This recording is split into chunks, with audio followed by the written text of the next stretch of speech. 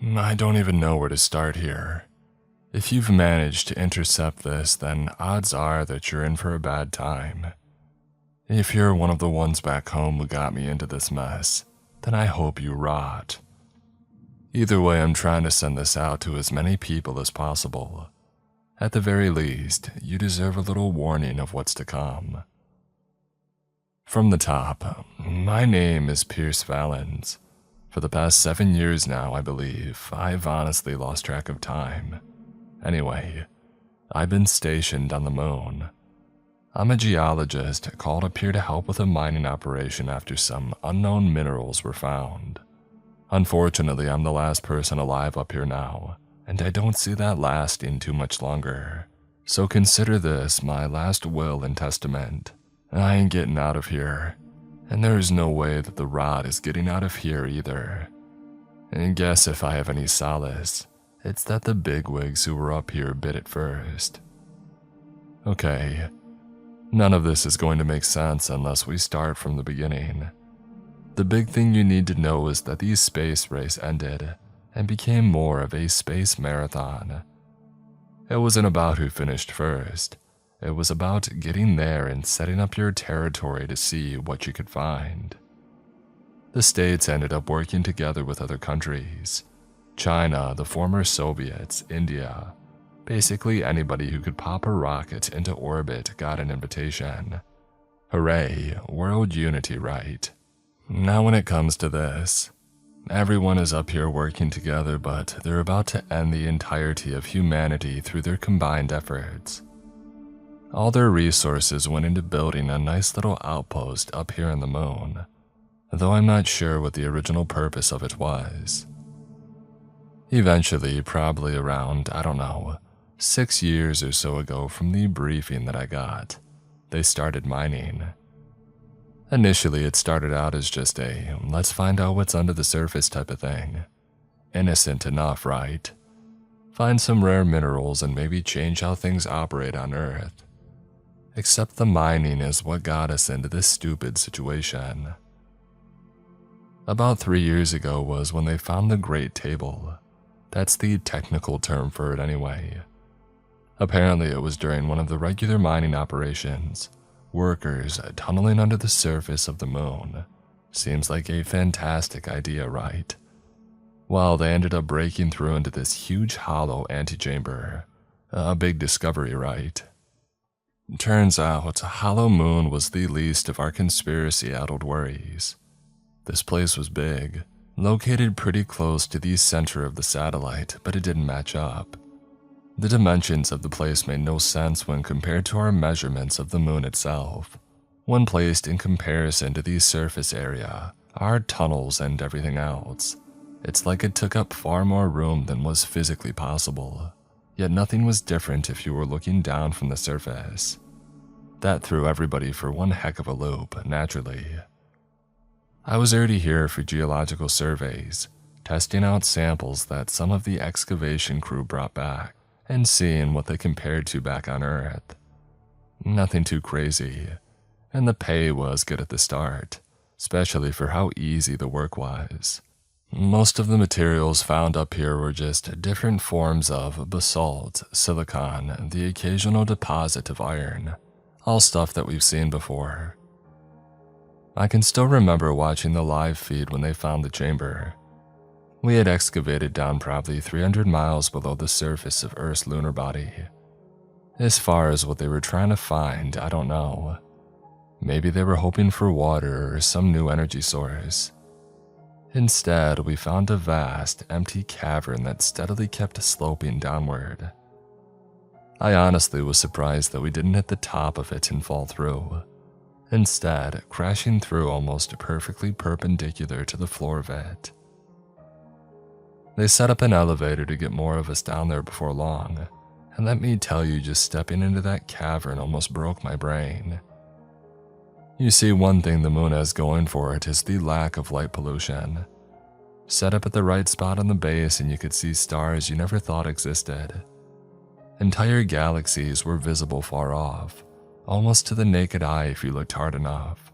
One of the most beautiful sights that I've ever seen. and you could catch it from almost anywhere on the surface. In here though, complete darkness. It was a void even with our strongest lights set up. Couldn't see the top of the place, no ceiling above, just the dark absence of anything. It was the first time that I had seen complete darkness in a while, and something about it was just primal. Everything in me told me to run the moment that I stepped down there. We eventually set up a full base camp and started exploring the chamber. We never found an end to it. The entire thing just stretched on forever, even after we had estimated 600 miles covered. There's no way that we wouldn't find some end around there with the dimensions of the moon. I fully expected to come across a massive cavern wall at any point, ready to crack through to the surface on the other side, or at least into something. But no, we just kept moving, until we found the Great Table. I wasn't on the mission that found the first bit of rot. I did see that team when they got brought back through our base camp though. The videos they had. God, it was like a bad movie. The pale lights of their suits were lighting solid rock in every direction. The darkness beyond encroaching like it was trying to take the team. Eventually though, the color of the rock changed. It was so gradual that you would hardly notice it at first. Just the lightest hint of dark creeping into the gray rock. Eventually though, it started clustering, darkening the gray to a dark charcoal color. And eventually it took over so fully, such a dark black, that it mixed into the abyss around them, making ground near indistinguishable from the void. Even with a more high-powered light, it still looked like the team was just floating in space, likely to fall into the ground at any moment. Every so often there would be a crack in the floor, a deep green breaking through the black. I can't really blame the team for being hesitant to check it, but eventually one of them noticed that the cracks were pulsating. One finally suggested that he believed it was glowing, and that was where the first mistake was made. The 5 members of the team gathered close, each putting a hand on another before turning off their lights, one by one down the line. As the darkness began closing in with each one deigniting, the green glow of the cracks became more defined. They were indeed pulsating, the green ebbing and flowing from one direction as it went in waves. The team took a moment to orient themselves, keeping their lights off while turning to face the direction the pulse was originating from. The last one in line tripped in the shuffle, losing his hand on the one in front of him. There was a brief shout, terror filling his voice, and then it was gone. His camera feed blinked out with a small burst of glitched pixels. The rest of the team turned their lights on immediately, shouting for him to do the same and stay close. Their cameras panned in every direction, desperately searching for their friend there just moments before. But there was nothing. Just the cracks still pulsating a faint green against their pale lights. The 5th member of their party was gone, nowhere in sight. The fear in their faces as the suit cams kept shaking, everyone desperately turning to try and find their teammate. It's something that I've never been able to shake. That was 4 years ago now, and looking back, that was our sign to get the heck out of there. The team followed their line back after a while, making it back to base camp after a couple of days. None of them were normal though. Everyone began to steadily decline, their health beginning to crash out, starting with intense bouts of insomnia. By the time they were brought back through my segment of the base, it was like seeing corpses get walked through. They couldn't be taken out of their suits at this point due to how frail they were, worrying that they could break a limb in the process of getting them out or back in for transport. They were just wasting away in there. By the time they got back to the surface, they were practically soup in there, so decomposed their bodies just melted within hours. I don't know if it was the quick rise back to the surface, maybe a change in atmospheric pressure, I don't know. but the reports that we got back were that they had to just dispose of the suits themselves because they were dead and gone. Unfortunately, however, they disposed of the suit. It wasn't enough. Despite the rotting corpses sloshing around inside the atmospheric suits, God, it makes me gag just thinking about it. The footage that we got up from here a couple of days later was something even more disturbing than the fear that I had seen in their faces just days before. They sent us these security tapes. I guess that in absence of any real idea of what to do with their festering bodies in those suits, they were just put in a cold storage in hopes of, I don't know, stalling any further putrefaction. They were in a deep freezer that was serving as a makeshift morgue, suits still on and the gases inside causing them to stay rigid and nearly laying on the tables. God, the poor guy that had to move them, Through the cameras, you could see little droplets on the visors of the suits from what they were now. Anyways, it was maybe 12 hours, not that long after they were put in there. One of the four just gets up, starts walking around like not a thing happened. The other three followed not long after, suits getting up and walking around the small cold storage area. Eventually, they started banging on the door, and I swear that we could hear screams over the recording, begging to be let out, wailing in pain and misery. The first guy that answered their cries, well, he might have been the luckiest of us. Soon as the door opened, he was grabbed, one suit to each of his limbs, and they just pulled. Kept pulling even after he came apart. Another guard came in once he had heard those screams, started shooting at the whole group of them. When it busted through the suits, it was like they deflated. Only a decaying skeleton and dissolved flesh left inside. I don't know if maybe their souls couldn't escape the suits. I honestly don't know. Maybe the pressure release just made it harder for them to move with the suits on. I don't know, I'm just a guy who studies rocks. They didn't move much more after that, though not for lack of trying. Just couldn't get far in their incredibly messed up state.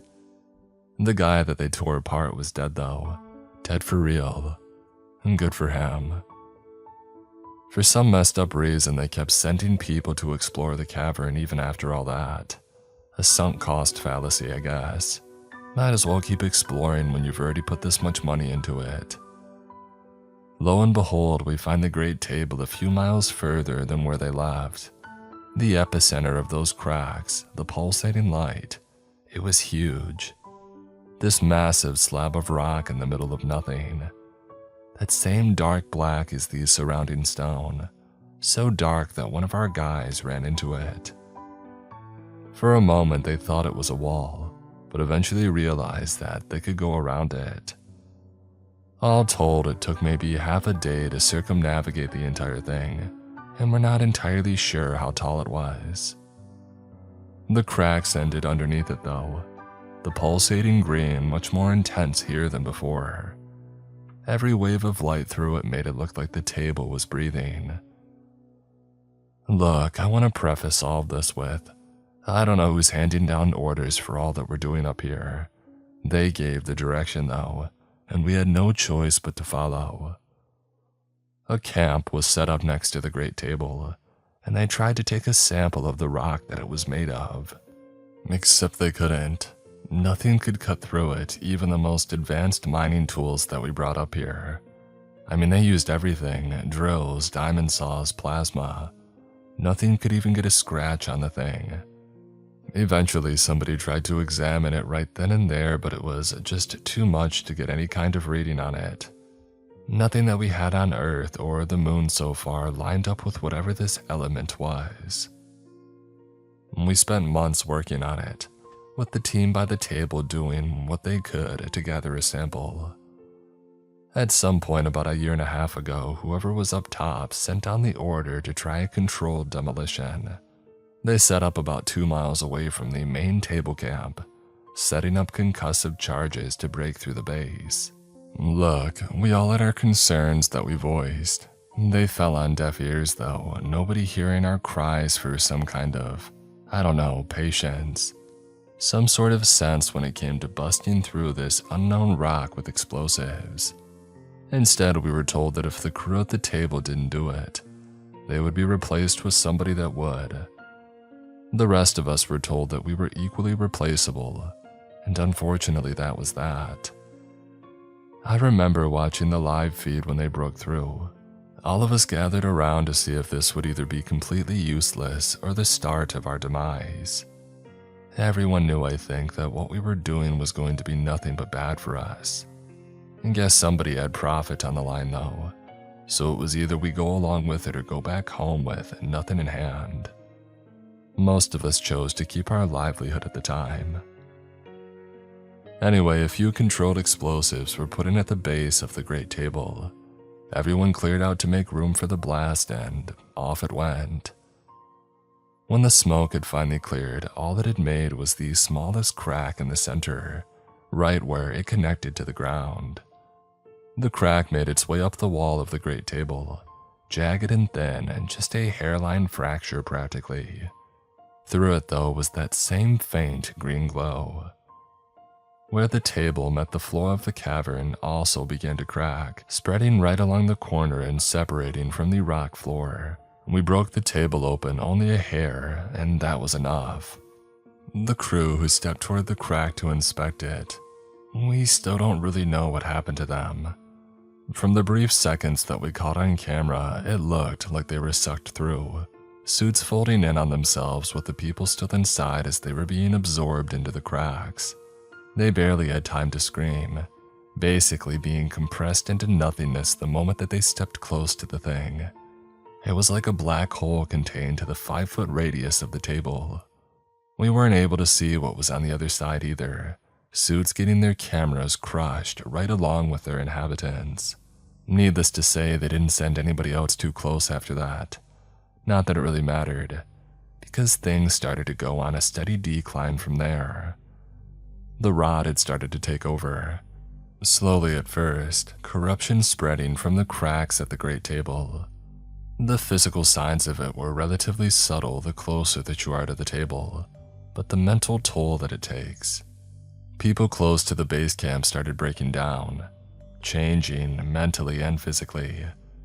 Their bodies atrophied, sometimes in days and sometimes weeks, and their minds started to go right along with their bodies. Long losses of memory, rambling, and sudden violent outbursts. There wasn't any kind of real pattern to how people got sick. It seemingly picked and chose at random, settling in with relative subtlety in the beginning. The first signs of rot were degradation of appetite, loss of sleep, and a general irritability.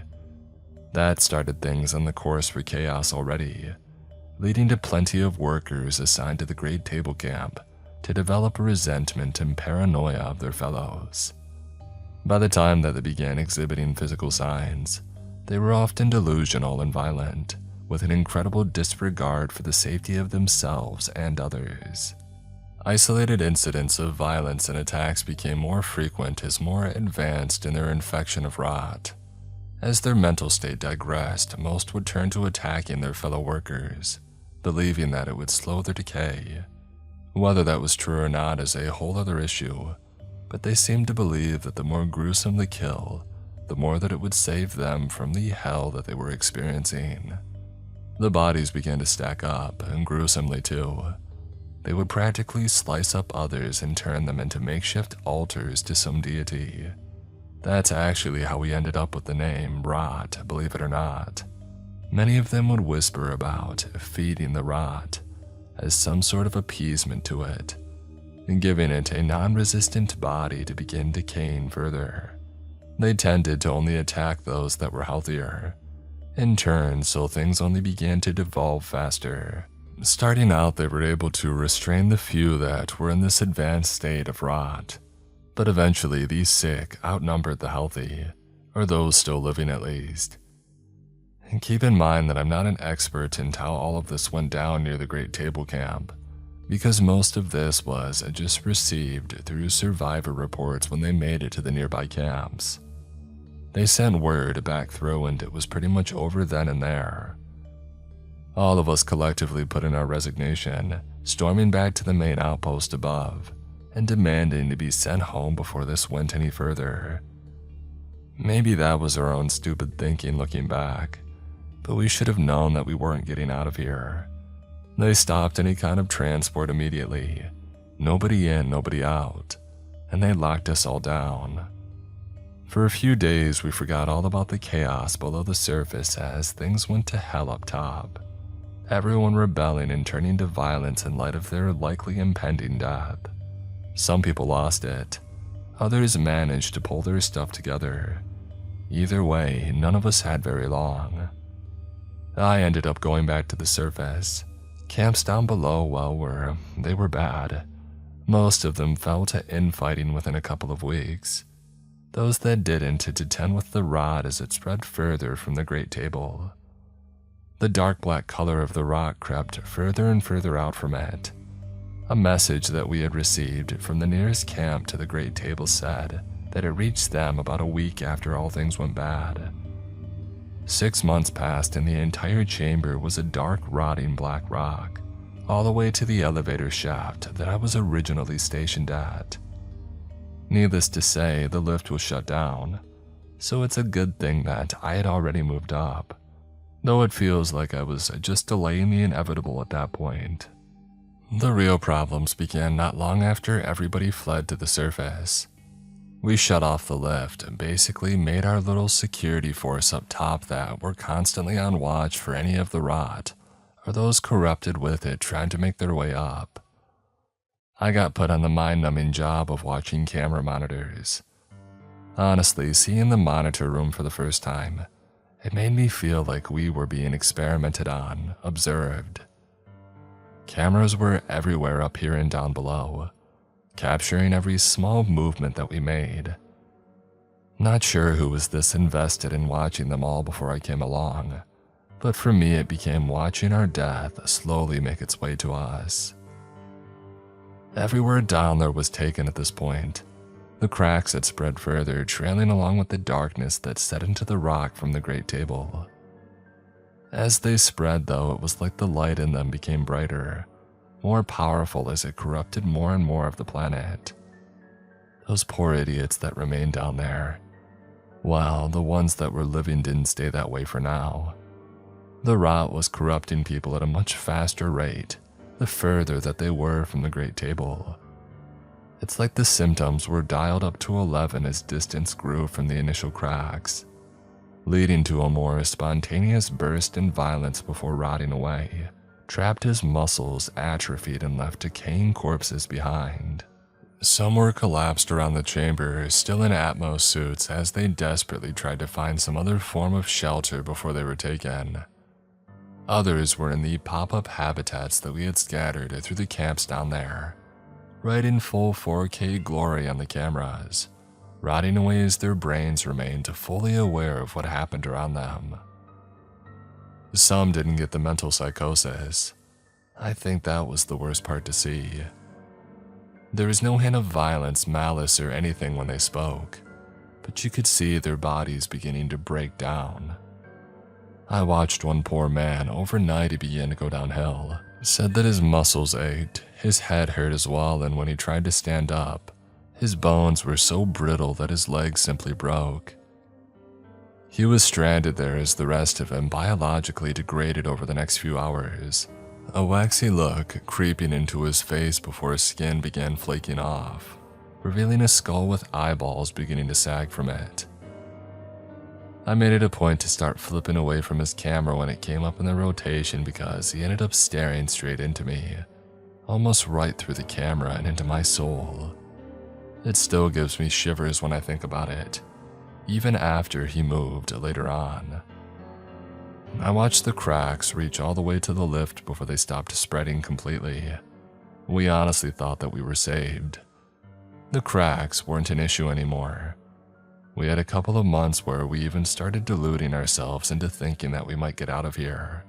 A couple of the guys had been sending radio signals back to Earth, trying to get in contact with somebody who could tell people about us. We were finally getting through to someone that was taking us seriously, but that was all for nothing, I guess. The bloom began to take hold a few months ago. I wasn't sure if I was actually seeing reality at first, or if I was finally losing my mind. I figured the stress of everything finally caught up, or worse, that the rot might finally have found a way up there to take me out. It took me a few minutes to reconcile that I wasn't just losing my mind up here. I was going through the cameras one day, just going monitor by monitor, flipping through whatever feeds were still coming from down there. And everything changed.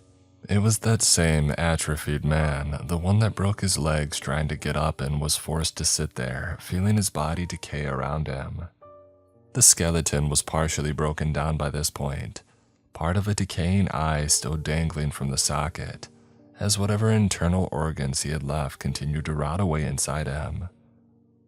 I had noticed there was a point of slower decay, usually after the skin had sloughed off, and they just remained there as putrid frames, skeletal forms barely holding the remaining organs in as they rotted. I think it was so odd that it just didn't compute at first, but right behind that dangling eyeball was a blooming and bright blue flower. I don't know how long I stared at it, only to flip away and flip right back, convinced that it was just me losing my mind. But no, I started noticing it in other areas too as I flipped through monitors. There were flowers blooming, deep beneath the surface of Earth's moon. Green light pulsing through the cracks in the floor around them, as they blossomed into beautiful colors on all the rotting corpses. Those closest to the great table were the first to undergo the full process. Before long, their bodies were covered. An entire bouquet of blues, yellows, reds, pinks, greens, purples. So many beautiful and vivid colors that I've never heard a name for, bursting forth on these decayed horror mannequins. A breathtaking sight. The vines of the flowers blooming on them would wind their way around their skeletal remains, covering bone and making them into whole new beings. And then they started to move again. Slow at first, like they were just learning to propel themselves. But before long, the dead began to get up and walk once more. At the great table, even those that had been murdered and offered up as sacrifices to the rot began to be overcome by the bloom, leading to a whole second life as vine overtook rotten veins and muscles, moving them like puppets, all toward us. Their numbers grew with those further from the great table blooming in turn at a more rapid rate, before joining the horde of floral zombies moving ever closer to the left. I alerted the others as soon as the bloom had started, so everyone was aware of what was happening. There were probably only 30 of us left, with more than 100 down below making their way toward us for a reason that we have yet to know. One of our guys dropped the lift before they were able to reach it, cutting the cables so that there was no way for them to bring it back up. On one monitor, I watched the crash, flames briefly coming through before they were snuffed out by the lack of atmosphere. I honestly wonder if that only gave them a more precise idea of where we were. The cracks in the ground had spread all the way there already, and the green light pulsated from them in the monitors, illuminating the field of rotten flowers as they moved ever closer to the last barrier between us and them. It did no good. They broke right through, inhuman strength pulling the shaft open despite the lift wreckage in the way. I don't have any cameras inside the lift, so I don't know how they did it, but they climbed up through mile after mile like it was nothing. And before we knew it up here, flowers were blooming right through the cracks in the door on the left. Swear that this was what it felt like to see the last march of the Ents from the opposing side, knowing that you were about to get murdered by a plant. I locked myself off in the monitor room. I know it sounds cowardly, but what the heck was my choice otherwise? I would have let anybody in if they asked and were still alive, but well, it didn't take very long for things to go bad. I had a front row view for the carnage, and it just, well, it was bad. The bloom-filled corpses stormed in through the lift gates, overpowering it and leaving an entirely new ecosystem in their wake. Some of the guys tried to fight them off, some using fire to try and take them down, others resorting to weapons that they cobbled together. It was no use. The moment that a bloom saw somebody that wasn't infected yet, they would grab them, no escape possible. I saw one guy who got caught right outside of the main gates get picked up by 3 of the bloomed, each one stabbing into him with thick green vines. From there, it's like they didn't drain them. It was more like they cultivated the bodies that they picked up. Maybe the vines transferred seeds or spores or something, but the poor guys on the receiving end got the unfortunate privilege of skipping the rot phase entirely. They didn't even have the vines out of that first guy when the blooms started taking him over. I don't know if it's different because the bodies are more fresh, maybe more nutrients to pull from. Who knows, to be honest. In his case, though, the flowers were larger and more ravenous than the ones on the previous rot victims. They were still vivid colors, but the flowers themselves sprouted larger, almost overtaking portions of the poor guy's body completely as they bloomed outward. The guy fell to the ground, twitching for only a moment before getting up and making his way toward former allies, the huge blossoms now erupting from his body and devouring those that he could get a hold of. I always loved Monet paintings, and one of the flowers blooming on this guy reminded me of a water lily. Huge petals all blossoming out from the center. Floating on a pond they would have been magnificent, but here I saw them quickly become drenched in blood as they tore into other humans, the petal edges shredding anything they came into contact with. Before long, blood was flying everywhere as the bloom overtook even more healthy humans, all being propagated one by one as these zombies made their way forward. As the droplets of crimson covered the petals, though, they were just as quickly drank by the flora, seemingly driving it toward more. All I could really do was hide here in the monitor room. There was no hope for anything out there. The monitors told me the entire story of what I had waiting for me. The bloom from down below, they started spreading through the main base up here, the rot and corruption following them as they went. I saw darkness spread through the white plastic and steel that we used as building materials in the base, slowly creeping up from the lift shaft. It felt like an entirety that I'd been in here, trying not to make any noise or call attention to myself, unless some of the bloomed end up finding me.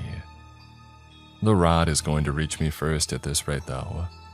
Everything is turning black, slowly breaking down in decay as it goes. I can see rust growing on some of the exposed steel in spots around the base. High-quality cameras keeping me hyper-aware of just how screwed I am. No matter what it comes up against, organic or not, this decay just spreads, corrupting anything it comes into contact with. The first crack appeared up here yesterday, right in the transport hall leading to the lift gate, where there was still dark blood staining the blackened walls from only days ago when the bloom had broke in. The pulsing green light was visible in the elevator shaft before it even got up here, an ominous glow cutting through the corrupted darkness. I swear that it's breathing, pulsing, feeling for any life out there that it can still take root in. Me. I'm running out of food in here. I know that I'm the last living person on the moon too. Watching these monitors, I got to see everybody meet their demise. The last holdout was a guy named Apollo, a good guy who worked in the cafeteria and made some of the best adobo chicken that I had ever had in my life. I don't know if he forgot about them or what, but I saw him running from the bloom a few days ago, desperately trying to live despite all odds. He found the cold storage room, the same one where the initial rot victims had been kept, and tore apart another guy. Guess he didn't remember that after everything else that happened though, because the moment he opened that door, he was done for.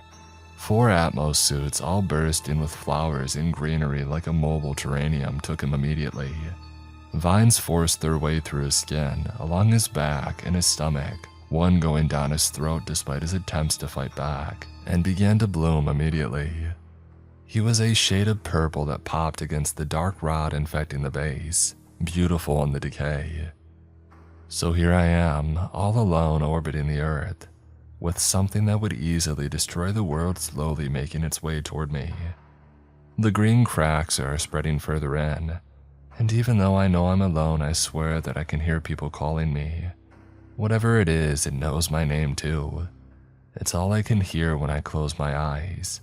There are whispers in my ears telling me to open the door. Not like it's stopping the rot from coming through anyway. All this talking has worn me out. I'm going to try to get some sleep, hopefully without any of those flowery terrors coming in after me. I don't know how long I was asleep for. The rot is outside though, slowly seeping its way through the cracks in the door. There's this bad feeling that I've got, telling me that the moment it spreads far enough to touch where I am, everything is going to know about me. I'm terrified that all of them are going to come for me, tearing me apart and planting those seeds or whatever they are in me. This is going to sound suicidal because it definitely is. I guess I feel some sense of duty though, being the last one alive up here and all. There are people back on Earth living their lives down below, unaware of anything going on here. The rot, the bloom, all of this coming from under the great table. They never need to find out about it down there. Now I've made up my mind. Command is down the hallway to my left, maybe a 70-meter dash if I have a clear shot. I don't know if there is a self-destruct button in there, but I do know that there are direct controls for the ventilation and heating system. My plan is going to involve turning that on, closing off the oxygen scrubber system, and setting it to circulate the existing air in here and nothing else. And then I'm going to the shop. There should be a direct access to it from under the command room, and it takes up most of the lower floor of the base before getting down into the lift area. I'm lighting up every flammable material that I find in here and turning every nozzle wide open.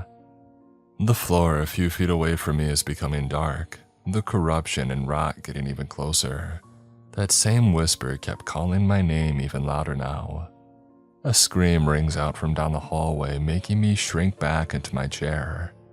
No putting it off. I got up and ran, bursting through the door and into the hallway with abandon. I could already hear something scraping across the floor from the opposite direction that I was running, and another guttural scream burst through the still air as I ran. Command is in sight down the hallway, I just have to push a little bit harder. A bloom burst through the wall ahead, arms flailing as it came barreling toward me, arms reaching wide as it ran. I made the best effort I could, squeezing against the wall and sliding under its arms, but one of the petals still sliced my shoulder. Oh God, it hurts. I could never tell over the monitors, but up close, these petals have thousands of small spines on them, so fine that they were practically invisible. They stuck in the wound, stinging me further even after it had sliced through. I flipped myself into the command door just as the thing began to turn back toward me, slamming the heavy steel in its face and hitting the pneumatic lock. That would buy me a second. I practically fell on the desk, just trying to get on the computer. Blood was already soaking through my clothes below the wound, dripping down my sleeve onto my arm. I feel woozy, but I can't just stop now. Okay, check the computer. There. Vent controls were one of the first things under the maintenance menu, thank God. I didn't quite think it through though. Of course, there was no way to disconnect from the oxygen scrubber. God, was that rot messing with my brain? Okay, plan B. Got it. There's an option to set the oxygen levels of the air inside the base, just in case anybody needed help adjusting to the atmosphere, I guess. Normally, we sit around Earth levels, a solid 20 to 25% oxygen in the atmosphere blowing through here. How high will this thing let me take it? Holy crap, I can up the oxygen levels to 50%. 75 if I can get the emergency override code. Maybe, just maybe. My God, it's my lucky day. Humanity's lucky day even. The override code was scrawled on a sticky note sitting right there on the desk. The bloom was still outside, banging on the door trying to get through. I set the levels, hearing the ventilation kick in as soon as I started turning it up. Oxygen is incredibly flammable, so just a little time and an accelerant and we should be good to go. A vine burst through the door, stretching far into the room before it stopped, and began feeling around to try and find me. Time to get out of here. God, my shoulder hurts though. I really shouldn't have just looked at it either. There were small flowers beginning to bloom in the wound, where the little fibers from the petal were sticking. They were making their way further into my flesh, small sprouts beginning to pop up in vivid color. I felt my stomach turn. No, keep going, keep moving. I practically throw myself down the hatch, dropping in and falling onto a workbench nearby. I can see the tank pump hanging on a hook next to it. Limping my way over, I twist the nozzle, opening it wide and letting gas spray around the workshop area. This place has already been taken by the rot, darkness and mold covering the floor. Countertops thick with a layer of grime as cracks begin spreading further through. That same green pulse was already showing down here. I left the hose on the floor still sputtering out gas as it went, and I made my way over to another area. The small mechanic's bench had a welding setup nearby. Huge canisters of natural gas on hand to run the torches along with other dangerous stuff that we shouldn't be playing with. Now was the time to use it though. Nozzles wide open.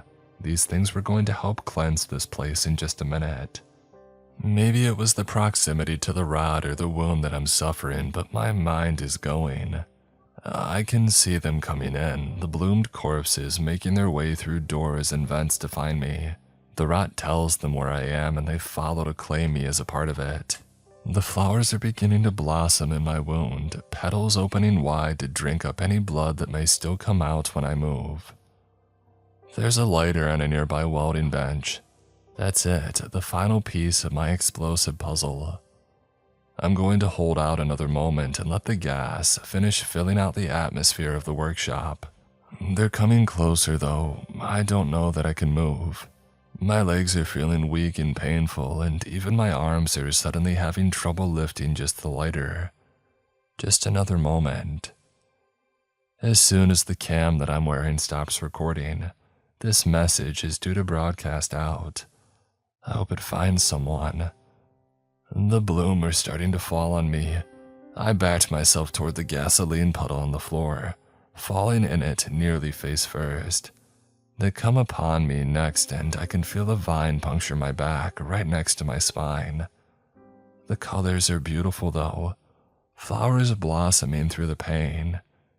I flick the lighter hoping for the best, before consciousness slips away forever, the rot still whispering my name. My last thought is that despite all the blood that I've lost, I'm suddenly comfortably warm, at peace. Even as the petals bloom all over my body, they are cleansed in an immediate rush of flame, purifying me to ash before the rot's decay can take me over. I wonder if those back on Earth will look up to see a beautiful garden on the moon. I pray that they see a fireball instead, and though they might not know it, they'll see their own salvation in the embers. I hope.